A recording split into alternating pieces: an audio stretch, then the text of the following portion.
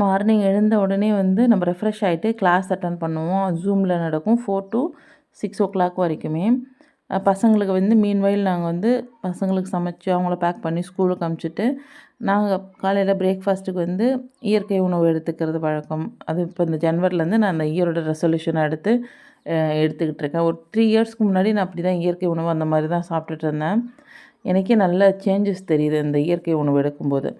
அந்த இயற்கை உணவு ப்ளஸ் வந்து மார்னிங்கில் ஒரு டீ வந்து இது இஞ்சி டீயோ சுக்கு டீ ஆவாரம்பூ டீ வெற்றிலை டீன்னு ஒரு நாளைக்கு ஒவ்வொரு டீ அந்த மாதிரி நான் வெளியில் வந்து சரி டீ குடிக்கலான்ட்டு வெளில வந்து உட்காந்தபோது தான் இந்த மயில் வந்து ஆடிட்டு இருந்தது. பார்க்கவே நல்ல ஒரு ரிலாக்ஸிங்காக இருந்தது.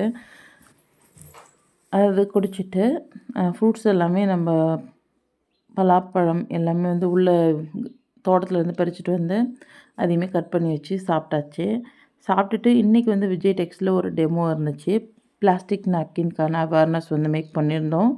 அவங்க மார்னிங் வந்து எங்களுக்கு டைம் அலாட் பண்ணியிருந்தாங்க. 9 o'clockலேயே வந்து வர சொல்லியிருந்தாங்க. அதனால் நாங்கள் 9 o'clock வந்து விருத்தாச்சலம் போயிட்டு அவங்களுக்கு அவேர்னஸ் கொடுத்துட்டு நல்ல ஒரு ரெஸ்பான்ஸுமே இருந்துச்சு அவங்கக்கிட்ட. ஓ இப்படியெல்லாம் இருக்கா அப்படிங்கிற மாதிரி அவங்களோட ரெஸ்பான்ஸ் எனக்கு இருந்துச்சு. அதை முடிச்சுட்டு எங்களுக்கு ஒரு ரெஜிஸ்டர் ஒர்க் இருந்தது. அதே டைமில் வந்து எங்களுக்கு ஃபுட் ப்ராடக்ட்ஸ்லேயுமே வந்து ஆர்டர்ஸ் நிறைய வந்து பெண்டிங் இருந்தது.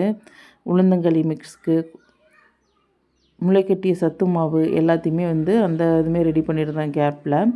இந்த ரெஜிஸ்டர் ஆஃபீஸில் இன்றைக்கி கொஞ்சம் நெட்வொர்க் இல்லைங்கிறதால நாங்கள் இந்த வேலையை பார்த்துட்ருந்தோம். இது எல்லாமே பேட்சாக வந்து வறுத்து எடுத்து அரைக்கிறதுக்கு ரெடி பண்ணி வச்சாச்சு.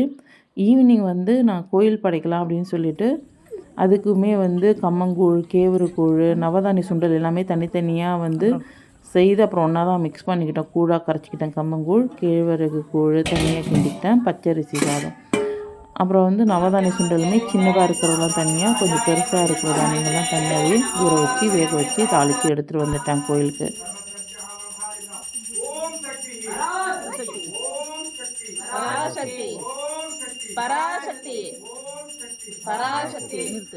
வந்தவங்க எல்லாத்துக்குமே கூழ், சுண்டல் எல்லாமே பிரசாதமாக கொடுத்தாச்சு. சாமி கும்பிட்டுட்டு கிளம்பிட்டோம். தேங்க்யூ.